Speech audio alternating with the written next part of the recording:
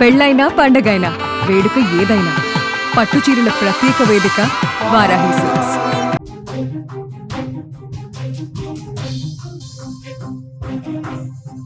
Breaking news చూస్తున్నాం. పాకిస్తాన్ కు Baloch army చుక్కలు చూపిస్తున్నట్లుగా తెలుస్తోంది.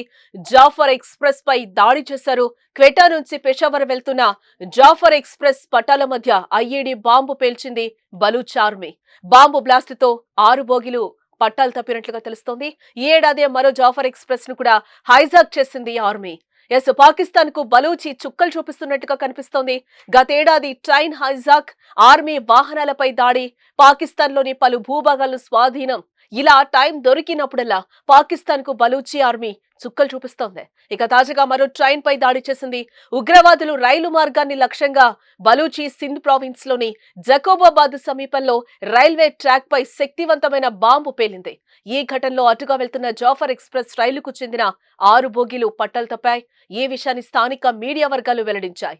క్వెటా నుంచి పెషావర్ కు ప్రయాణిస్తున్న జాఫర్ ఎక్స్ప్రెస్ రైలు జకోబాబాద్ వద్దకు చేరుకున్న సమయంలో ఈ పేలుడు సంభవించినట్లుగా తెలుస్తోంది.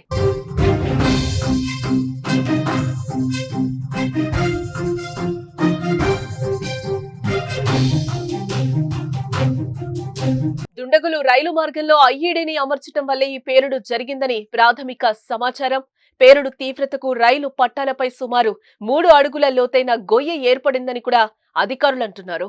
ఈ ఘటనలో 6 బోగీలు పట్టాలు తప్పడంతో ప్రయాణికులు తీవ్ర భయాందోళనకు గురయ్యారు. అయితే ఈ ప్రమాదంలో ప్రాణ నష్టం లేదా గాయపడిన వారి వివరాలకు సంబంధించి పూర్తి సమాచారం ఇంకా మనకి తెలియాల్సి ఉంది. సహాయక బృందాలు ఘటనా స్థలానికి చేరుకుని సహాయక చర్యలైతే చేపట్టాయి. కాగా జాఫర్ ఎక్స్ప్రెస్ రైలు గతంలోనూ దాడులకు గురైన విషయం తెలిసిందే. ఈ ఏడాది మార్చి నెలలో పాకిస్తాన్ లోని వేర్పాటువాద బలూచ్ మిలిటెంట్లు ఇదే రైలును హైజాక్ చేసి వందలాది మంది ప్రయాణికులను బందీలుగా పెట్టుకున్నారు. వారిని రక్షించేందుకు వెళ్లిన పాక్ భద్రతా సిబ్బందిని కూడా మిలిటెంట్లు హతమార్చారు. అనంతరం పాక్ భద్రతా దళాలు ప్రత్యేక ఆపరేషన్ నిర్వహించి బందీలను విడిపించాయి. ఇప్పుడు మళ్లీ అదే రైలు లక్ష్యంగా దాడి జరగడం ఇప్పుడు కలకలం రేపుతోంది. ఇప్పటి వరకు కూడా బలూచిస్తాన్ వేర్పాటువాద గ్రూపులు ఈ దాడికి పాల్పడి ఉండవచ్చని ప్రాథమికంగా అంచనా వేశారు. ఈ దాడికి తాము బాధ్యత వహిస్తున్నట్లు బలూచిస్తాన్ లిబరేషన్ ఆర్మీ నుంచి ఇప్పటి వరకు కూడా ఎటువంటి అధికారిక ప్రకటన కూడా ప్రకటించలేదు. బలూచిస్తాన్ ప్రావిన్స్ లో రైల్వే మౌలిక సదుపాయాలు, భద్రతా సిబ్బందిపై బిఎల్ఏ తరచూ దాడులకు పాల్పడుతూ వస్తున్న విషయం మనకు తెలిసిందే.